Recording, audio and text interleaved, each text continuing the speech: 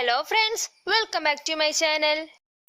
ഞാൻ ഇന്ന് പറയുന്നത് NIOS +2 ഇംഗ്ലീഷ് സബ്ജക്റ്റിൻ്റെ chapter 8 a case of suspicion എന്ന പാഠത്തിൻ്റെ മലയാളം സമ്മറിയാണ്. നിങ്ങൾ ആദ്യമായിട്ടാണ് എൻ്റെ ചാനൽ കാണുന്നതെങ്കിൽ NIOS സംബന്ധമായിട്ടുള്ള വിഷയങ്ങളുടെ മലയാളം നോട്ട്സ് ലഭിക്കാൻ എൻ്റെ ചാനൽ സബ്സ്ക്രൈബ് ചെയ്യുക. പിന്നെ ലൈക്ക് ചെയ്യുക, നിങ്ങളുടെ കൂട്ടുകാരിലേക്ക് ഷെയർ ചെയ്ത് കൂടി കൊടുക്കുക. അപ്പോൾ നമുക്ക് പാഠഭാഗത്തിലേക്ക് കടക്കാം. എ കേസ് ഓഫ് സസ്പിഷൻ എന്ന ഈ കഥയുടെ രചയിതാവ് വാലൻസ് ആണ്. ബെൻസൺ എന്നു പേരുള്ള ഒരു ഡോക്ടറും ഇവാൻസ് എന്നു പേരുള്ള ഒരാളുമായുള്ള കൂടിക്കാഴ്ചയും അതിൽ നിന്ന് ഡോക്ടർക്കുണ്ടായ ഒരു സംശയത്തിന്റെ കഥയുമാണ് ഇതിൽ പറയുന്നത്. ഡോക്ടർ ബെൻസൺ ഹോസ്പിറ്റലിൽ നിന്ന് അർദ്ധരാത്രിയാണ് വീട്ടിലേക്ക് എത്തിയത്. വളരെയധികം ക്ഷീണിതനായിരുന്ന അദ്ദേഹം ഉറങ്ങാൻ വേണ്ടിയുള്ള തയ്യാറെടുപ്പിലായിരുന്നു. അപ്പോൾ നവംബർ മാസത്തിലെ തണുപ്പ് മൂലം അദ്ദേഹം വളരെയധികം ബുദ്ധിമുട്ട് അനുഭവിക്കുന്നുണ്ടായിരുന്നു. അങ്ങനെ ഇരിക്കുമ്പോൾ അദ്ദേഹത്തിന്റെ ഒരു ക്ലയന്റായ ഓട്ട് സോർലിയുടെ ഒരു ഫോൺ കോൾ വന്നു. തന്റെ ഭാര്യയ്ക്ക് ഡെലിവറി പെയിൻ തുടങ്ങിയെന്നും ഉടനെ തന്നെ വരണമെന്നും മിസ്റ്റർ ഓട്ട് ഡോക്ടറോട് പറഞ്ഞു. അതുപ്രകാരം അദ്ദേഹം ആവശ്യമായ ഇൻസ്ട്രുമെന്റ്സ് എല്ലാം അടങ്ങിയ 2 ബാഗ് എടുത്ത് കാറിൽ പോകാൻ ഇറങ്ങി. ഇതിൽ നിന്നും ഡോക്ടർ തന്റെ ജോലിയിൽ വളരെ താല്പര്യവും മിതത്വവും കാണിക്കുന്ന വ്യക്തിയാണെന്ന് മനസ്സിലാക്കാം. ഡോക്ടറുടെ യാത്രക്കിടയിൽ ഒരു അപരിചിതൻ വഴിയിലൂടെ നടന്നു പോകുന്നത് അദ്ദേഹത്തിന്റെ ശ്രദ്ധയിൽപ്പെട്ടു. അദ്ദേഹത്തിന്റെ ബുദ്ധിമുട്ട് കണ്ട് അലിവ് തോന്നിയ ഡോക്ടർ ബെൻസൺ കാർ അദ്ദേഹത്തിന്റെ അടുത്തുകൊണ്ട് ചെന്ന് നിർത്തി വാഹനത്തിൽ കയറാൻ പറയുന്നു. കാറിൽ കയറിയ ആ വഴി യാത്രക്കാരന്റെ പേര് ഇവാൻസ് എന്നാണ്. ഇവാൻസ് ഒരു സിഗരറ്റ് ഡോക്ടറോട് ചോദിക്കുന്നു. ഡോക്ടർ ബെൻസൺ അത് നൽകുന്നു. പിന്നീട് ഉപയോഗിക്കാൻ വേണ്ടി വീണ്ടും ഒരു സിഗരറ്റ് കൂടി ഡോക്ടറോട് ചോദിക്കുകയും ഡോക്ടറിന്റെ അനുവാദത്തിന് കാത്തു നിൽക്കാതെ അദ്ദേഹം പോക്കറ്റിൽ നിന്നും ഒരു സിഗരറ്റ് പാക്കറ്റ് എടുക്കുകയും അതിൽ നിന്ന് ഒരു സിഗരറ്റ് എടുത്തതിന് ശേഷം പാക്കറ്റ് പോക്കറ്റിലേക്ക് തിരിച്ചിടുകയും ചെയ്യുന്നു. ഡോക്ടറിന് ഇവാൻസിന്റെ ആ പ്രവൃത്തി വളരെയധികം അപരിചിതവും അരോചകവുമായിട്ടാണ് അനുഭവപ്പെട്ടത്. എന്നിരുന്നാലും അവർ യാത്ര തുടർന്നു. യാത്രക്കിടയിൽ ഇവാൻസ് എങ്ങോട്ട് പോകുകയാണെന്ന് ഡോക്ടർ ചോദിച്ചു. ഇവാൻസ് ഒരു ട്രക്ക് ഡ്രൈവർ ആയിരുന്നു എന്നും 1 മാസം മുമ്പ് അയാളുടെ ജോലി പോയെന്നും ഇപ്പോൾ ഒരു വർക്ക് ചെയ്യാൻ വേണ്ടി ഒരു ഓട്ടോമൊബൈൽ പ്ലാന്റിൽ പോകുകയാണെന്നും അദ്ദേഹം പറഞ്ഞു. അദ്ദേഹം യുദ്ധസമയത്ത് ഒരു ആർമിയിൽ ആംബുലൻസ് സെക്ഷനിൽ 4 വർഷം ജോലി ചെയ്തിട്ടുണ്ടെന്നും അദ്ദേഹം പറഞ്ഞു. പിന്നീട് ഡോക്ടറിനെ തന്നെ അദ്ദേഹത്തിന് പരിചയപ്പെടുത്തി. കുറെ ദൂരം പിന്നിട്ടപ്പോൾ ബെൻസൺ സമയം നോക്കുവാനായി തന്റെ പോക്കറ്റിൽ വാച്ച് നോക്കിയപ്പോൾ തന്റെ വാച്ച് നഷ്ടപ്പെട്ടതായി അദ്ദേഹം അറിയുന്നു. അത് എടുത്തത് ഇവാൻസ് ആണെന്ന് ബെൻസൺ വിചാരിക്കുന്നു. തന്റെ വാച്ച് തിരിച്ചു തരണമെന്നും അല്ലെങ്കിൽ താൻ ഇവാൻസിനെ വെടിവെക്കുമെന്നും ഡോക്ടർ പറയുന്നു. ഡോക്ടർ ബെൻസന്റെ ഭീഷണിയിൽ ഇവാൻസ് വാച്ച് ബെൻസന്റെ പോക്കറ്റിൽ ഇട്ടതിന് ശേഷം ഡോക്ടറെ നിഷ്കളങ്കമായി നോക്കുന്നു.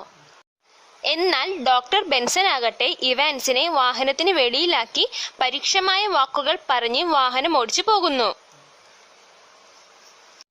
ഡോക്ടർ ഓട്ട്സോഡ്ലിയുടെ വീട്ടിലെത്തിയപ്പോൾ മിസ്സിസ് ഓട്ട്സോഡ്ലി പ്രസവിച്ചതായി അറിയുന്നു.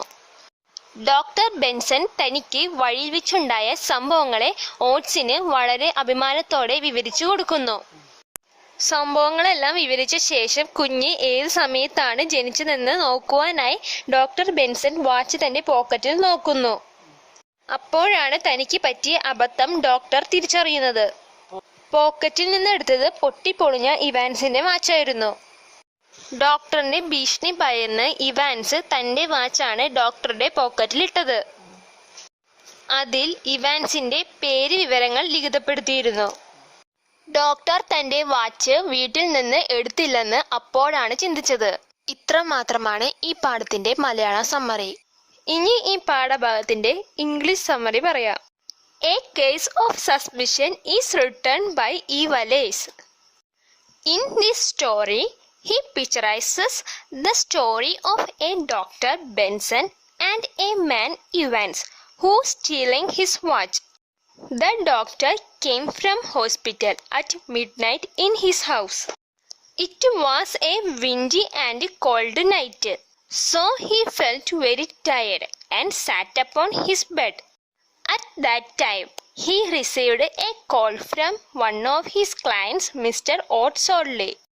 Old Solly's wife was in labor pain and was soon going to deliver a baby. The doctor felt it was his duty to attend his client, so he started his car. It was a long ride to the Slodley's farm.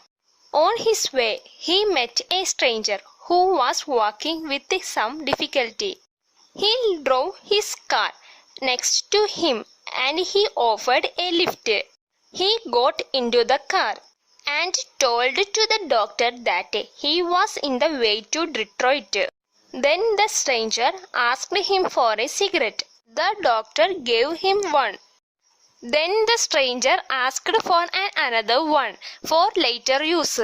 He pulled out without waiting for the doctor's reply, and after taking out the cigarette, he put the packet back in the doctor's pocket.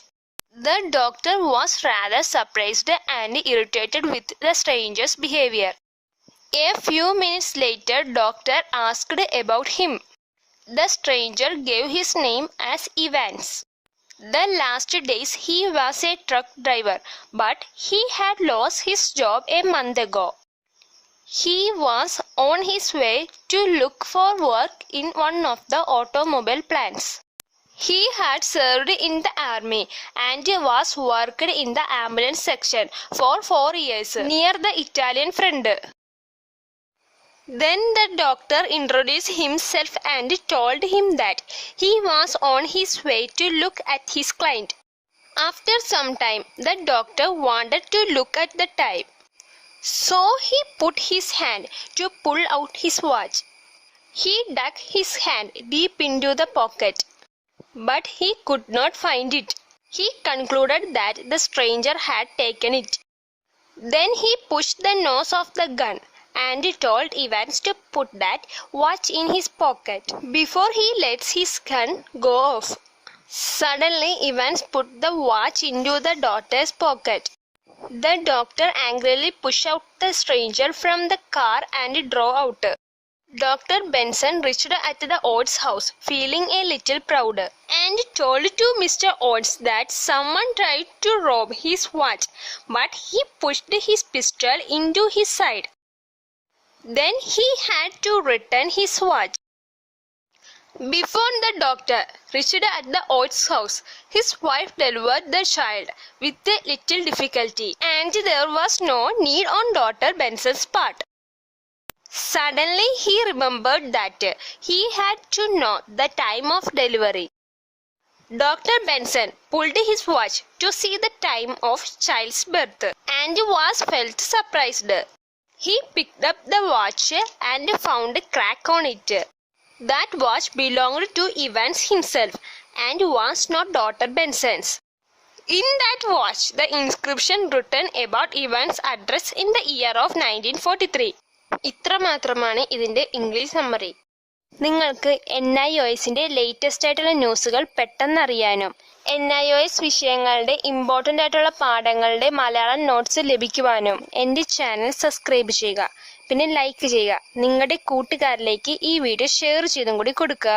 ഇനി അടുത്ത വീഡിയോയിൽ കാണാം.